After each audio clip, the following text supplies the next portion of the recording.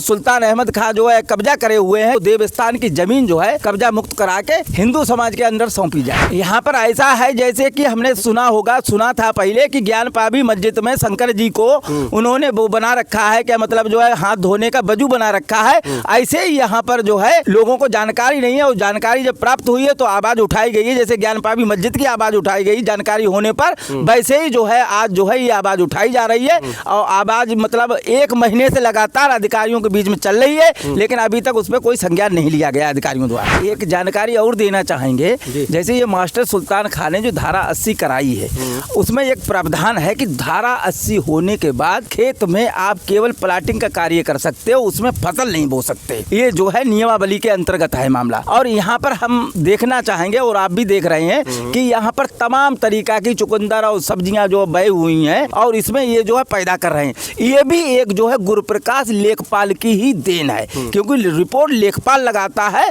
और वो ही जो है सब कार्य करवाता है। उसने मोटा पैसा लिया है, हमारा मानना ये है। और अगर ऐसा नहीं है तो जब धारा 80 हो गई तो उसमें कोई फसल नहीं होनी चाहिए। कब से है धारा 80 यहाँ पर? ये धारा 80 को हो गए 7-8 महीने हो गए धारा 80 हुए इसको। जी जी, मतलब ये 7-8 महीने पहले उन्होंने धारा 80 में कन्वर्ट कराया है कि प्लाटिंग करने के उद्देश्य से? हाँ, प्लाटिंग करने के उद्देश्य से ये कन्वर्ट कराया है। इस हिस्से में ये सामने आप देख रहे हो, इसमें ईंटें गड़ी हुई हैं, प्लाटिंग है, सामने फसल बोई हुई है और ये फसल बोई हुई है। तो हम ये भी चाहेंगे, जिलाधिकारी महोदय से हमारा ये भी कहना है कि नियमावली और कानून के अनुसार धारा 80 जिस खेत में हो जाती है उसमें फसल नहीं हो सकती, तो इनकी धारा 80 खत्म करी जाए। अगर इन्हें कृषि कार्य करना है तो इन्होंने धारा 80 क्यों कराई, और धारा 80 क्यों कराई है तो कृषि कार्य नहीं होना चाहिए। तो हमारा देवस्थान चक्रोट और धारा 80 के अंतर्गत जो फसल कर रहे हैं उनके खिलाफ मुकदमा सुसंगत धारा में होना चाहिए और कार्रवाई होनी चाहिए सुल्तान खां के खिलाफ। और अगर ऐसा नहीं होता है तो मैं भूख हड़ताल पे बैठूंगा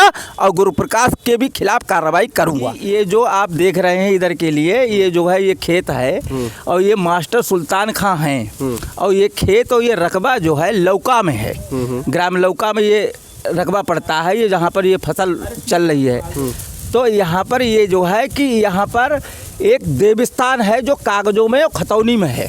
देवस्थान जिसका रकबा नंबर 265 है जी।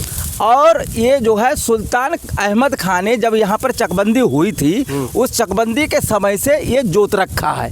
और ये आप देख रहे हैं ये किनारे किनारे जो दीवार बनी हुई है, ये दीवार की तरफ से चक्रोट गया है 10 फुट चौड़ा, और ये चक्रोट और देवस्थान की भूमि को वो जोत रहे हैं। अब समस्या यहाँ पर इस बात की है कि उन्होंने 266 जो खेत है सुल्तान खां का, उन्होंने धारा 80 करा रखी है।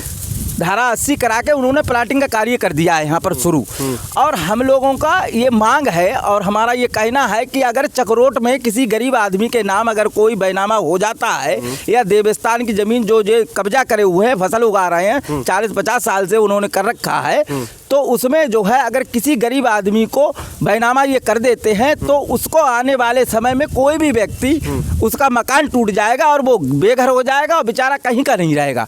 तो हम ये चाहते हैं कि ये चक्रोट मतलब खाली करा जाए, उनसे छुड़वाया जाए, कब्जा मुक्त कराया जाए और वो देवस्थान की ज़मीन जो है कब्जा मुक्त करा के हिंदू समाज के अंदर सौंपी जाए। अच्छा, आपने इसके लिए जिला प्रशासन से या स्थानीय जो नेतागण हैं जिनको आप वोट देकर कुर्सी बिठाते हैं उनको उनके संज्ञान में बात डाली? हाँ, यहाँ के मंत्रियों को तक को ये पता है, माननीय मंत्री जी को भी पता है इस बात के लिए कि वहाँ पर देवस्थान है, और जिला अधिकारी महोदय को हम लोग 3-4 बार लिख के दे चुके हैं।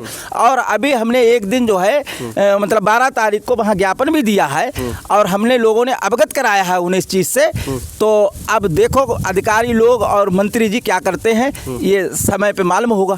3-4 बार बता रहे हैं आप संज्ञान में डीएम साहब के डाल चुके हैं, मंत्री जी के भी संज्ञान में है, तो कोई भी अभी तक कोई छोटी से लेकर बड़ी कार्रवाई हुई? कोई कार्रवाई यहाँ पर नहीं हुई है। अभी थोड़ी देर पहले की बात है, मुख्यमंत्री हेल्पलाइन पे जो हमने उन्हें भेजा था पोर्टल पे, तो यहाँ के जो गुरुप्रकाश लेखपाल हैं जिनकी साजिश के तहत यहाँ पर ये जो है ये सुल्तान अहमद खां जो है कब्जा करे हुए हैं, जिन्होंने धारा 80 करवाई है इसकी है, तो उन्होंने उस पर रिपोर्ट लगा दी है कि जो है ये मामला थाना रौजा का नहीं है, ये थाना कांड का मामला है। अभी वहाँ से हमसे बात हुई थी लखनऊ से, तो वो बता रही थी मैडम वहाँ से, तो हमने उन्हें अवगत कराया है कि ऐसा कुछ नहीं है, ना कोई अधिकारी आया ना कोई कर्मचारी आया, केवल लेखपाल की वजह से ये चक्रोट और देवस्थान जो है जोते हुए हैं वो, और मतलब जो है कार्रवाई कोई नहीं हो रही है। मंत्री जी ने कोई आश्वासन नहीं दिया। मंत्री जी ने ये कहा कि चलो हम देखेंगे उसे और दिखवाते हैं। दिखवाते हैं और इसके सिवा कुछ नहीं कहा। और कोई आश्वासन डीएम साहब के पास बताया 3 बार गए, डीएम साहब के यहाँ से आपको क्या आश्वासन? डीएम साहब के यहाँ से वो आदेश कर देते हैं एसडीएम साहब को,